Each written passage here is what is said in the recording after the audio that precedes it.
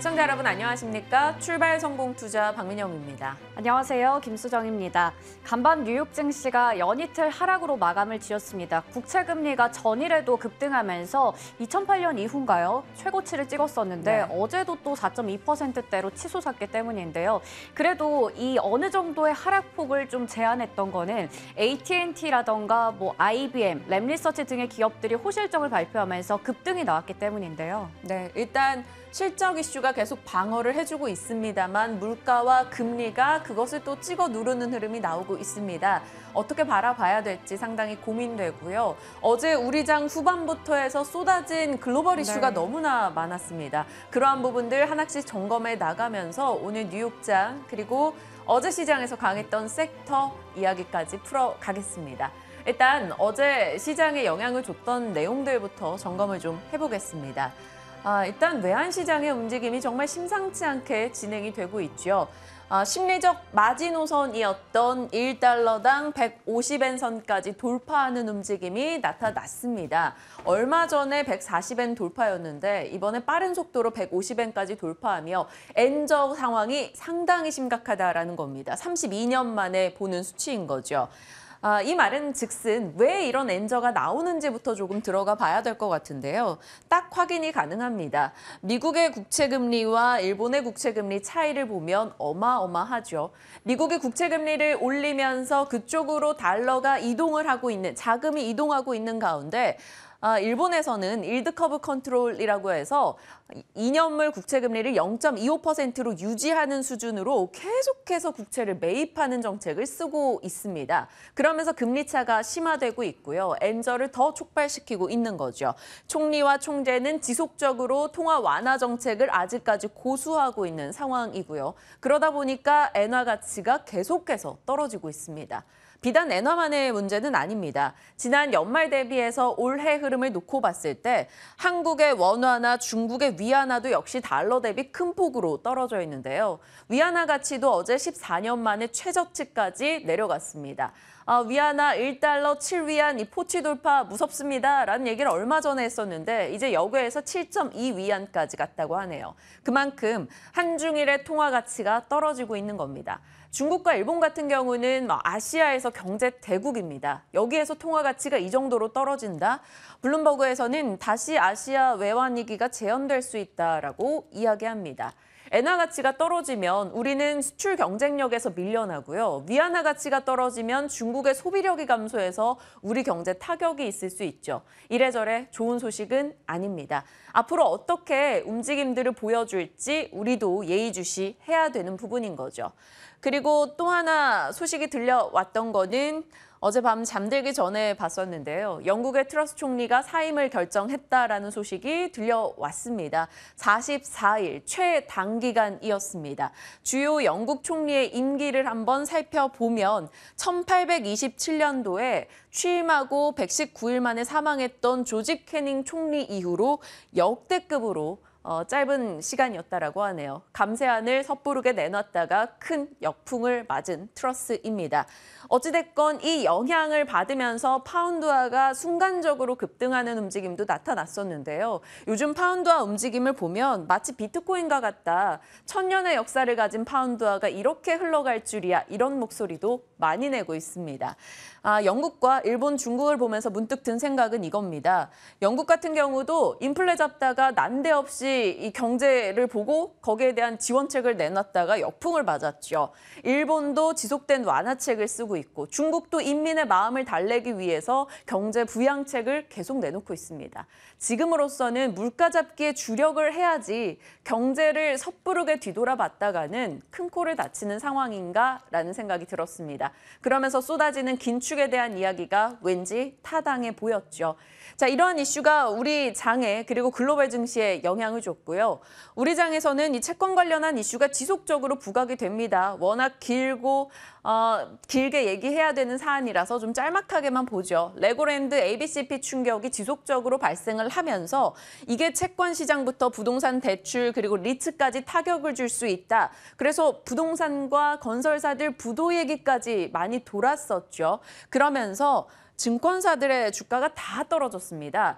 이 강원랜드 관련한 채권에 주요 증권사 10곳이 전원 투자를 했었기 때문인데요. 어찌됐건 증권업종 어제 가장 큰 폭으로 빠지는 섹터가 됐었고요. 리츠 종목들도 당연히 실물 부동산에 투자를 하는 것이기 때문에 계속된 충격을 받고 있습니다. 그리고 중소형 건설사까지 부도 리스크에 대한 이야기가 돌면서 심리는 쪼그라든 상황이죠. 하락 상위권에 이들이 다 들어가 있습니다. 이것도 분명 우리 장에 큰 심리적 충격을 줬던 포인트가 되겠습니다. 채권 문제는 여기저기 다 문제입니다. 오늘 새벽에 미국의 국채금리인데요. 이 미국의 국채 시장이 정말 큽니다. 3경 4천조 시장입니다. 이 시장이 엄청난 변동을 보이고 있는 요즘인 거죠. 그래서 마치 국채 시장이 밈 주식처럼 움직인다라는 얘기까지 등장했다고 하네요. 일단 2년물, 5년물 너나 할 것 없이 다 뛰었고요. 10년물 같은 경우도 2008년 이후 최고치를 기록하는 움직임입니다. 1년 내내 10년물 국채 금리가 올라온 것을 우리는 확인할 수가 있습니다. 전반적인 국채 금리의 불안감이 뉴욕 증시를 눌렀습니다. 3대 지수 모두 다 하락한 채 거래를 마쳤죠. 장 초반만 해도 영국의 트러스 총리 사임 소식과 반도체 기업들의 실적이 양호했다라는 것에 초점 맞춰서 올라가는 흐름이 있었는데요. 그 상승분을 이 국채금리 상승으로 모두 다 반납하는 흐름이 나타났습니다. 그리고 주마다 살펴보는 실업보험 청구자 수가 이번에도 큰 폭으로 줄었다라고 합니다. 실업보험 청구자가 줄었다, 여전히 고용이 견고하다. 그러면 또 긴축을 강하게 하겠구나. 이런 논리가 이어진 거죠. 그 때문에 시장 분위기는 좀 좋지 않았고요. 종목들로 봤을 때도 일단 빨간불 켜면서 떨어진 쪽이 훨씬 더 우세했습니다. 가장 눈에 띄는 건 테슬라죠. 어제 실적 나왔었고 시간외에서 급락했었는데요. 오늘 장중 6.6% 정도 밀렸습니다. 강달러 후폭풍이 있었다라는 것과 인도량 전망치가 하향 조정된 것에 영향을 받았다라고 하죠. 반대로 이쪽이 조금 초록불이 있습니다. 바로 램리서치, 어플라이드 머티리얼, 그리고 엔비디아 이런 반도체 제조 장비사들의 주가가 비교적 견조했다라는 거 확인할 수 있었고요. 유니온 퍼시픽 등의 종목들도 추가 급락을 기록했는데 실적에 대해서 좀 보수적인 이야기가 많이 나왔습니다. 이와 관련해서 영향을 받게 될 우리 장의 종목들도 분명 있겠죠.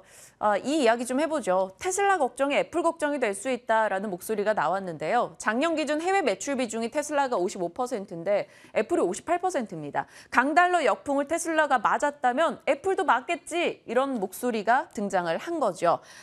이에 대해서 시장에서는 우려의 목소리를 냅니다. 아이폰 14 플러스 생산량이 90% 감소였다. 이것은 애플 역사상 최대 감소 폭이다라고도요.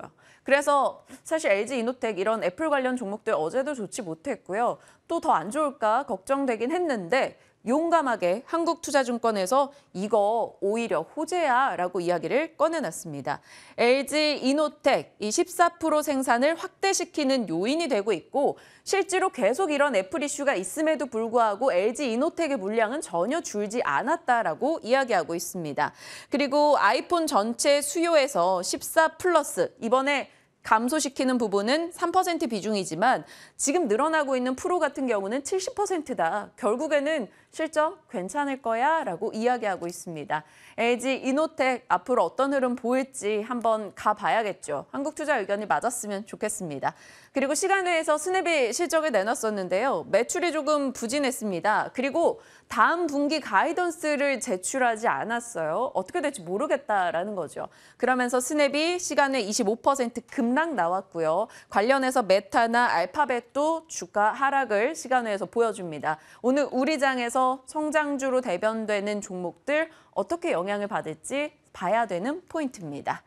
자, 이슈로 들어가면 저는 if라고 했는데 만약을 가정해서 만약에 된다면 뭘 사야 되나 하는 섹터 두 개에 대해서 좀 다뤄보고자 합니다. 어떤 건지 궁금한데요. 네. 보기 전에 제가 준비한 원전 관련된 브리핑 먼저 확인해 보겠습니다. 원전주가 정말 오랜만에 다시 시장에서 주목받았습니다. 어제 이렇게 일제히 강한 시세를 형성했는데요. G2파워가 상한가로 마감지었고요. 한신기계 24%대, 우진 11%대, 일진파워, 한전기술, 두산에너빌리티 등등 어제 정말 오르는 종목 찾기 힘들었는데 이 섹터 중에서 원전주 원전주가 유난히 강하고 주목을 받는 하루였습니다. 원전주를 어제 상승으로 이끈 건 바로 이 이슈였어요. 폴란드 현지 매체에 따르면 폴란드 전력공사와 한국수력원자력, 한수원, 그리고 폴란드 에너지 기업이 2주 이내로 신규 원전 신축 사업에 서명할 것이다라는 소식이 전해졌습니다. 폴란드 정부는 2043년까지 신규 원전 6기를 순차적으로 건설할 방침이라고 하는데요. 이 소식이 나오면서 관련된 기업들이 다시 또 매출, 실적이 잘 나올 수 있다라는 기대감이 전해진 겁니다. 그런데 원전주가 그동안 정말 얼마나 이 주가 조정이 길었었나요? 기존에 유로존의 에너지 대란 그리고 정부의 친원정 정책에 수혜주로 거론되면서 올해 증시를 견인했던 태조 이방원에서 원의 역할을 충실히 했었습니다. 그때 정말 많이 올랐었는데 그리고 나서 경기 침체 여파가 불거지면서 지난 9월부터 정말 긴 조정에 들어갔었거든요. 고점 대비해서 얼마나 빠졌나 보니까 한전 KPS가 29%가량 빠진 거 제외하고 나면 거의 대부분의 대표주들이 40에서 50%가량 주가가 빠지는 모습이었습니다. 그렇기 때문에 어제 이슈, 반짝 이슈인지 아니면 다시 또 이 상승에 불을 붙이는 건지 좀 궁금해지는데요. 증권가에서는 우선은 신규 원전 수주에 따른 매출 급성장이 기대되는 만큼 관련한 기업들의 주가는 반등할 것이다라고 전망을 하고 있었습니다. SK증권에서는 중국을 제외하고 5개 수출 국가의 원전 내수 시장은 이미 포화 상태인데 그렇기 때문에 이 원전 사업의 생존에 있어서는 수출이 가장 중요한 포인트라고 짚고 있었습니다. 특히 한국의 원전 사업 같은 경우에는 타 국가 대비해서 경쟁력을 갖고 있다라는 부분 긍정적으로 얘기를 했고요. NH투자증권에서는 두산 에너빌리티에 대해서 이야기를 했습니다. 리포트가 나왔는데 유상증자라던가 자회사의 지분 매각 같은 투자자에게 어느 정도 부정적인 인상을 줄 수 있는 이슈들이 있긴 하지만 그래도 이 전방 시장 업황에 따라서 선제적인 투자가 가능한 게 바로 두산 에너빌리티고 원자력과 해상풍력이라는 두 가지 모멘텀을 갖고 있기 때문에 이 부분에서 경쟁력을 갖고 있다라고 이야기를 했습니다. 이 원전주 앞서 체크해봤듯이 정말 많이 빠졌었는데 어제 시장에서 다시 또 한번 이렇게 다 같이 올라가면서 2008년에 있었던 원자력 붐 다시 재현이 되는 건가라는 얘기가 나왔어요. 그래서 네. 재도약이 가능한 지속적인 이슈일지 그렇다면 업종 내에서 탑픽으로 봐야 할 종목 어떤 게 있을지 알아보겠습니다. 어제 제일 많이 빠진 섹터가 증권업종이고 제일 네. 많이 올랐던 테마가 바로 원전 쪽입니다. 그리고 그 가운데에서도 연기금이 BHI를 공격적으로 사고 있다는 소식도 들려오고 있는데 어떻게 바라봐야 될지 사실 10월 초에 지만 스픽 종목이 바로 원전 섹터였거든요. 그 부분에 대한 이야기 잠시 후 챙겨가겠습니다. 자, 저는 앞서 걸었던 if 가정입니다. 만약 된다면 첫 번째는 바로 수정 앵커가 여러 번 브리핑을 했었던 재건 쪽인 것 같아요. 미국과 우크라이나가 합동 TF를 구성해서 전후 재건을 논의하고 있다라는 소식이 들려왔습니다. 단기적으로 일단은 초반에 우크라이나 에너지와 인프라 복원에 중점을 두겠다라는 이야기까지 등장을 했고요. 자, 그렇다면 시간 외에서 어떻게 움직였을까 들여다보니 전원 상승입니다. 제가 다 넣지도 못했어요. 서암기계공업이 시간 외에서 급등 움직임이 됐고요. 다스코, 데모, 우린 PTS, 유신 등의 종목들도 상당히 강했습니다. 아마 오늘 장중에 재건주들이 강한 시세를 보여줄 것으로 예상이 되고 있고요. 우크라이나 측에서 러시아가 열흘 동안 전력시설을 300회 정도 공습했다라고 이야기도 꺼내놨습니다. 조금 전에 에너지 인프라, 전력시설 공습, 그러다 보니까 전력 관련한 종목들도 봐야 되나라는 생각이 들죠. 만약에 얼른 전쟁이 좀 마무리가 돼서 모두의 바람대로 정말 재건에 들어가게 된다면 만약에 무슨 종목을 사야 될 것인가, 재건 이슈가 부각될 때 우리는 뭘 봐야 될 것인가를 잠시 후 진만쌤과 체크합니다. 또 다른 만약에는 이겁니다. 애플페이. 애플페이 얘기는 어찌됐건 계속 나오죠. 올해 연말 안에 하겠다라는 이슈였었는데 연말이 이제 얼마 남지가 않았어요. 정말 도입이 될까요? 루머를 체크해보면 일단 현대카드 측에서는 애플페이를 1년간 독점할 거다. 그래서 우리 엄청난 카드를 판매할 거야 라는 강력한 의지까지 드러냈다라고 합니다. 만약에 사실이라면 우린 무슨 종목을 사야 되나? 애플페이 관련주들 더 많이 있습니다만 그냥 시장에서 많이 거론되는 대장들 위주로만 조금 적어봤고요. 관전 포인트는 이거인 것 같아요. 그동안 애플페이를 하지 못했었던 게 바로 단말기 교체 문제였습니다. 이 삼성페이가 적용되는 거는 MTS, 우리 카드 뒤에 마그네틱 있죠. 그거 전기장으로, 자기장으로 이렇게 띡 하는 건데 애플페이 같은 경우는 NFC입니다. NFC가 되는 단말기가 지금 전국적으로 한 10% 정도밖에 없다라고 하네요. 그러니까 애플페이를 도입하려면 단말기를 다 교체해야 되는데 그거 누가 돈을 내겠어? 라는 거였습니다. 현대카드 측에서 가맹점에게 나름 지원을 해서 이걸 해결할 거야 라는 얘기가 등장을 했다라는 거죠. 단말기 교체를 한다면 어떤 걸 사야 될까 고민이 돼서 어찌됐건 이슈는 계속 나오는 만큼 같이 점검해 보도록 하겠습니다. 이거 모두가 궁금해하는 거 맞죠? 네, 정말 여러 종목 중에서 어떤 거 골라야 될지 이런 거 너무 어려운데 이 부분에 대해서 진만쌤에게 의견을 여쭤보도록 하겠고요. 오늘도 15분 브리핑으로 꽉꽉 눌러 담았습니다. 지금부터 전략 세워보겠습니다.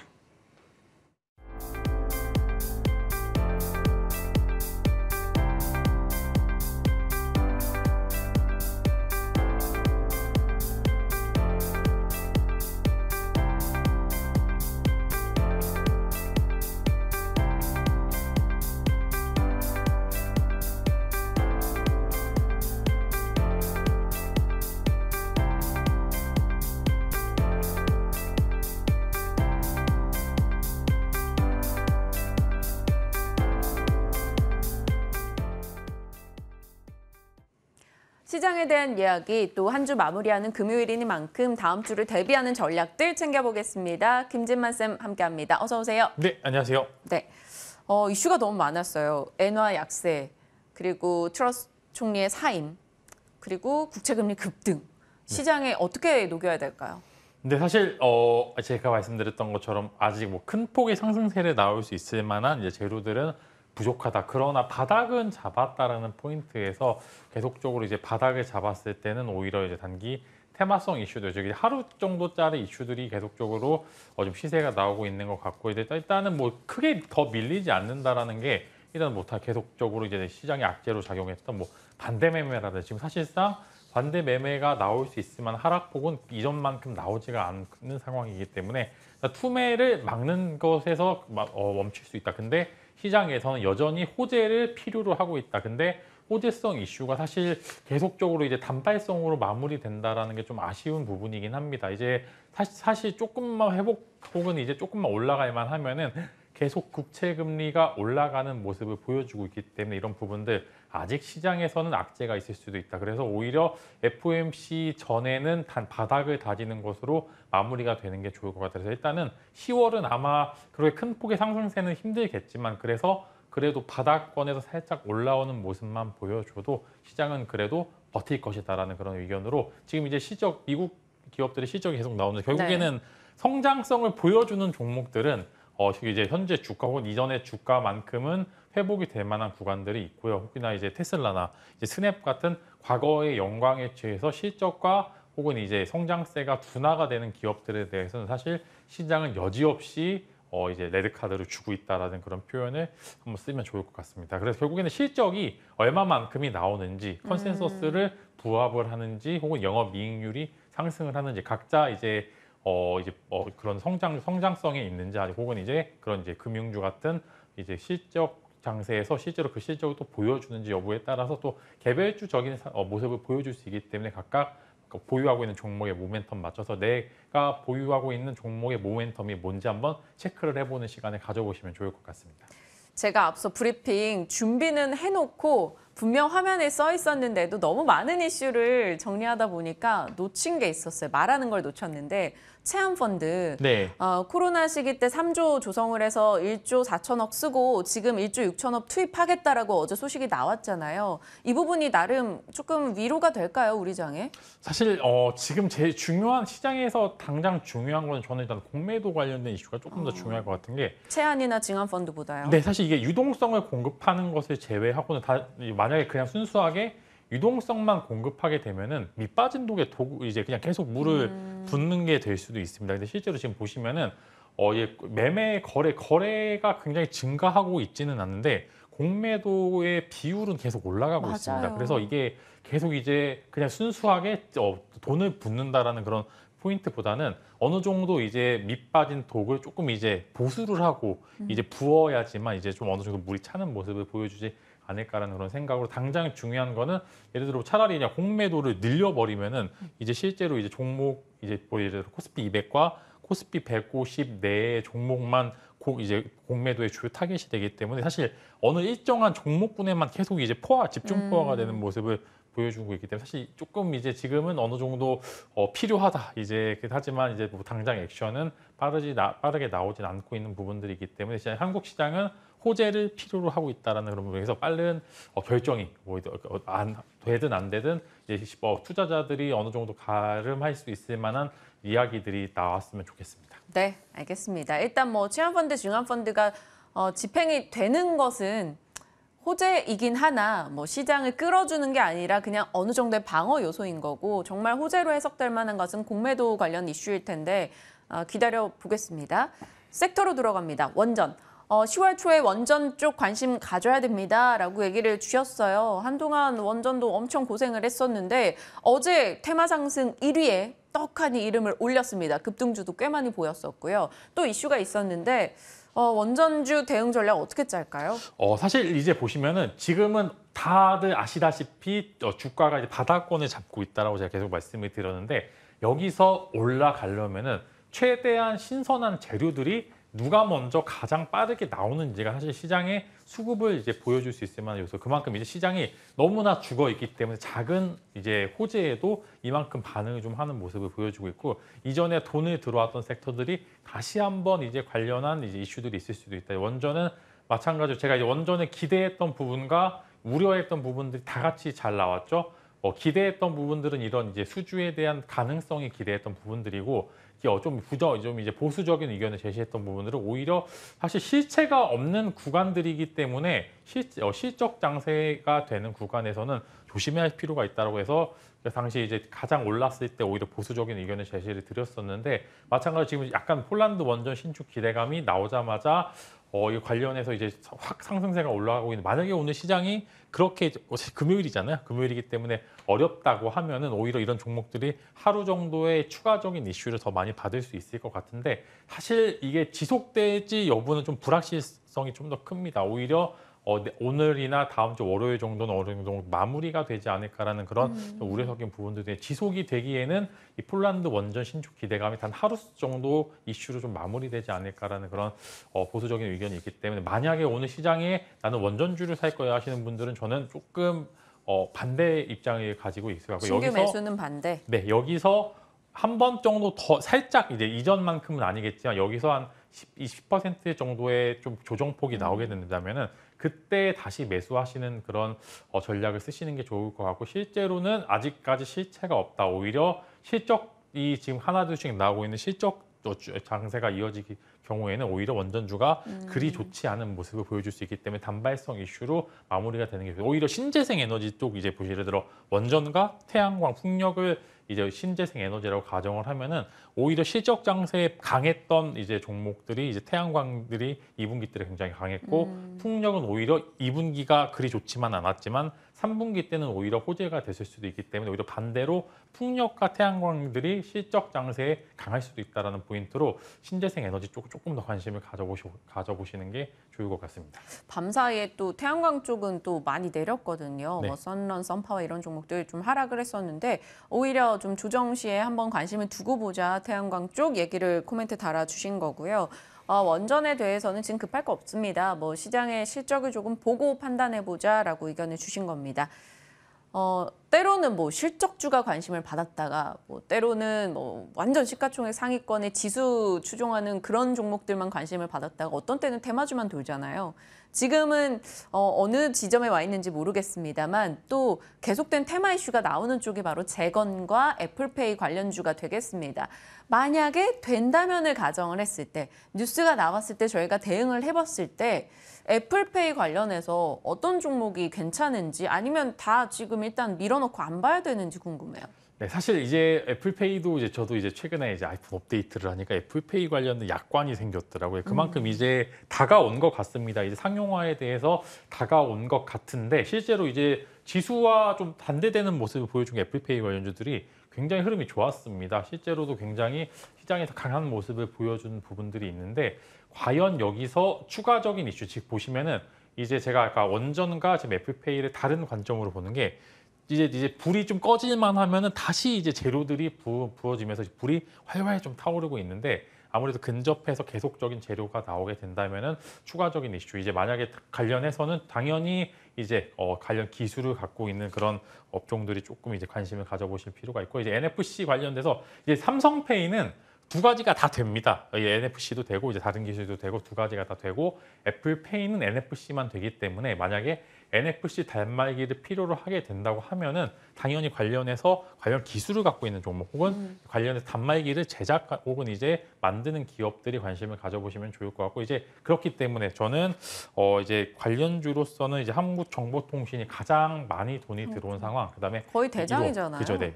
사실 한국정보통신과 이론 두 종목만 보시면 좋을 것 같고, 최근에 이제 이전에 컨소시엄을 꾸린 이력이 있어서 KG 이니시스가 한 번 정도 이전에 강한 시세를 분출한 적이 있기 때문에 세 종목 정도만 먼저 보시면 좋을 것 같고, 이제 아직 이제 좀 반대되는 모습을 보여주고 있고, 사실 저는 한국정보통신이나 이루온 같은 종목들이 지금 계속 올라가기 때문에 아무래도 내려오는 것도 가장 빠르겠지만 올라갈 때 가장 소외받지 않고 올라갈 가능성이 굉장히 크기 때문에 저는 한 11월 중순까지는 한 번 정도 이슈가 있을 거다. 지금 여기서 추가적인 조정이 살짝 있게 된다면 저는 한 번 정도 매수해 보시는 것도 좋을 것 같다라는 말씀으로 대신해 드리겠고요. 그다음에 재건도 또 오랜만에 바닥권에서 올라왔는데 마찬가지로 비슷한 케이스입니다.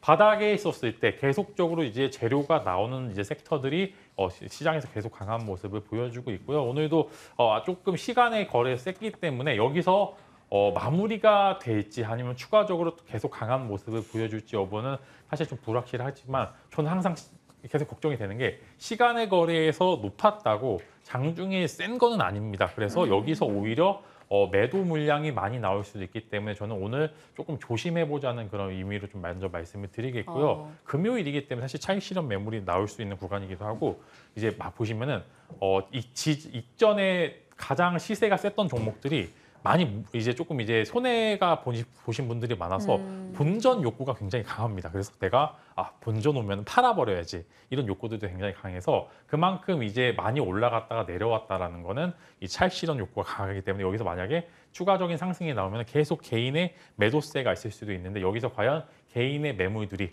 누구의 손에 쥐어지는지 여부가 추가적인 시세가 가능하기 때문에 한번 이 부분도 체크해 보시면 좋을 것 같습니다. 네. 유튜브 채팅창에 어떤 분이 줄 사람은 생각 안 나는데 김칫국 마시는 이슈다라고 했는데 네. 그런 것을 가정했을 때 이렇게 해보자라는 대응책을 미리 좀 고민을 해본 거니까 참고하시길 바라겠고요.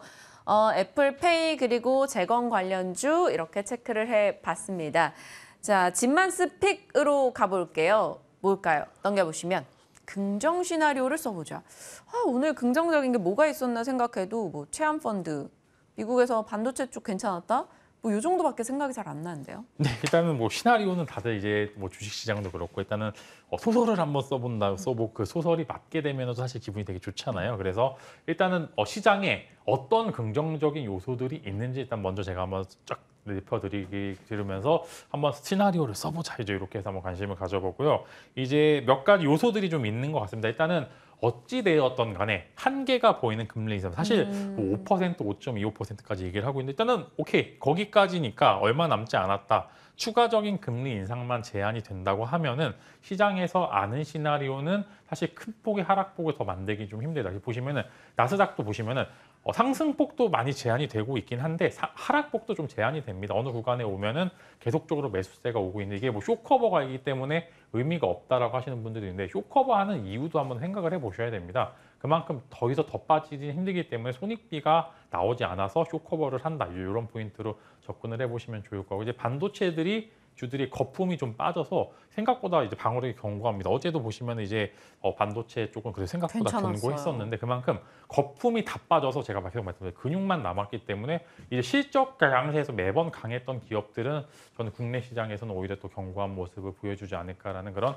긍정 시나리오도 한번 써볼 수 있을 것 같고, 이제 아까 말씀드린 뭐 증한 펀드나 이제 차안 펀드 관련해서 이제 유동성을 공급을 해줄 수 있을 만한 그런 시장이 된다라면 하면은 여기에다가 공매도 금지까지 된다고 한다. 그러면은 어느 정도 시장의 상방을 보여줄 수 있을 만한 포인트로 접근이 가능하기 때문에 한국 시장은 조금 이제 최고의 찬스가 맞을 수도 있겠구나라는 그런 기대감도 가질 수 있을 것 같고요. 4번 궁금해요. 네. 일본의 양적 완화 정책 붕괴, 그러니까 와일드 커브 그 컨트롤 그거를 뭐 폐지한다라는 얘기까지 나왔잖아요. 네, 사실 지금 어느 정도 버틸 수 있을 만한 이제 한계점 구간까지 조금 오는 게 일단은 한국도 지금 1,300원 막다가 이제 결국에는 못 막고 그냥 포기를 해버렸잖아요. 네. 이제 일본도 마찬가지로 이제 150엔이 이제 돌파가 되면은 사실 좀 포기 구간에 들어설 수 있는 것 같은데 지금 최근에 이제 수출 관련 데이터를 보시면은 수출이 계속 이 적자로 나오고 있는데 경쟁력도 밀리고 있어요. 근데 뭐 그 이유 중에 하나가 엔화가 너무 약해가지고 사실 한국과 일본이 아직도 수출하는 이제 그런 품목들에 대해서 경쟁 상대입니다. 근데 엔이 너무 약하다 보니까 이게 사실 일본 기업들한테 한국 기업들이 밀릴 수밖에 없는 구조들이 계속적으로 벌어질 수 있는 구간들이 오고요. 이게 지속이 된다라고 하면은 사실상 경쟁력을 잃어버릴 수도 있다. 사실 한국과 일본은 사실 좀 냉정하지만 체급 차이가 아직 좀 있는 네. 국가들이기 때문에 이 부분들을 인정할 필요가 있는데 만약에 이게 돌파가 돼서 일본이 결국에 포기하는 순간 엔달러는 다시 이제 그 일본 국채 금리가 상승을 하면서 이런 부분들이 어느 정도 시장에 한국에 이제 좀 완화적인 스탠스가 나오게 된다면 이제 엔이 또 강하게 되게 하면은 이축 통화의 두 번째 이제 위치를 갖고 있는 엔의 입장에서는 사실 한국은 어느 정도 수혜를 받을 수도 있기 때문에 경쟁력을 오히려 강화하는 포인트를 일본이 포기하게 된다면 그래서 이 부분도 한번 체크해 보시면 좋을 것 같고 이제 11월 아마 1일로 예상이 되는 것 같습니다. 이재용 부회장의 회장 취임 때 이제 긍정적인 요소들이 있지 않을까라는 그런 기대감이 조금씩 있는 것 같고요. 이제 뭐 이전에 기사들로 접해 보신 분들 알겠지만 뭐 오만전자를 이제 구출하자 이제 이런 이제 뭐 특명이 네. 있다는 얘기도 있는데 이게 뭐 사실 시나리오겠지만 여기서 만약에 사실 한국 시장을 계속적으로 막는 중요한 포인트가 아니라 주주 환원책이 적다라는 포인트가 계속 이제 문제가 됐는데 이 부분들이 사실 조금 해소가 된다라고 하면은 시총 상위권 종목들에 대한 수급이 어느 정도 있을 수도 있기 때문에 제가 말씀드린 여러 가지 시나리오를 가정을 해서 이제 내가 보유하고 있는 종목 혹은 이제 시장에 대한 대응을 한번 정도 이제 관심을 가져보시면 좋을 것 같습니다. 이 시나리오대로 되면 얼마나 좋을까요? 금리 인상 한계가 보이고 반도체가 버티고 막 증한 제한, 뭐 공매도 금지 이슈 다 들어오고 그랬으면 좋겠습니다. 우리가 극복할 뭔가의 힘을 좀 내게 해주는 요소들이 생기면 좋겠는데요. 어찌됐건 한 주 마무리하는 순간이다 보니까 이 이슈들을 어떻게 체크를 해야 되는지를 잡아주신 것 같아요. 오늘도 좋은 픽이었습니다. 진만쌤과 함께했습니다. 고맙습니다.